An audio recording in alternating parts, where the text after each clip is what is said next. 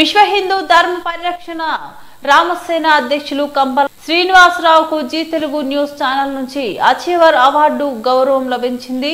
Hyderabad necklace రోడ్లోని జలవిహార్ వేదిక convention లో బుధవారం రాత్రి జరిగిన కార్యక్రమంలో భారత మాజీ ఉపరాష్ట్రపతి ఎం వెంకయ్య నాయుడు చేతుల మీదుగా కంబాల శ్రీనివాసరావు అవార్డును అందుకున్నారు. BRS working president KTR, MP Etela Rajender, నటుడు తనికెళ్ల భరణి, దర్శకుడు హరీష్ శంకర్ తదితరులు ఈ కార్యక్రమంలో పాల్గొన్నారు.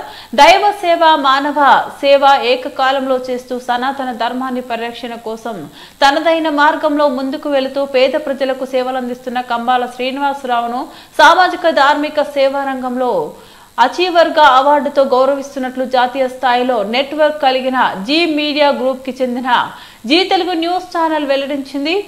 ఈ కార్యక్రమంలో ముందుగా AIG hospitals chairman doctor Nageshwar Reddy, Megha engineering సంస్థ డైరెక్టర్ సుధారెడ్డి, నటుడు తనికెళ్ల భరణికి లైఫ్ టైం అచీవ్మెంట్ అవార్డు ప్రదానం చేశారు. అనంతరం వివిధ రంగాల్లో విజేతలుగా నిలుస్తున్న వారిలో ముందుగా తూర్పుగోదావరి జిల్లా గోకవరంకు చెందిన కంబాల శ్రీనివాసరావును సామాజిక ధార్మిక సేవా రంగాల్లో అచీవర్ గా అవార్డును ప్రదానం చేశారు.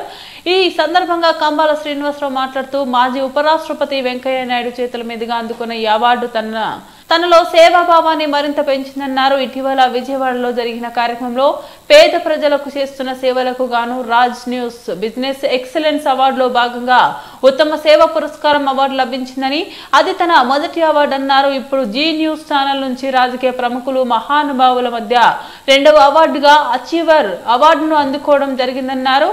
ఆయన వెంట వరసాల ప్రసాద్, దాసరి ధర్మరాజు, బత్తుల నానాజీ, అచ్చారావు, పెద్దాడ వెంకన్న, దొర పసల గణేష్, నాగరమేష్, దోసపాటి సుబ్బారావు ఉన్నారు.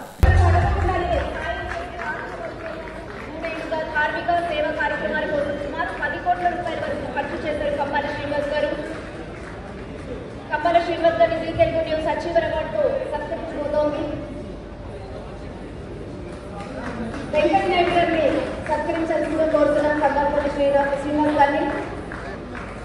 బీజేపీ అంటే ముందున్న పార్టీ కాదు,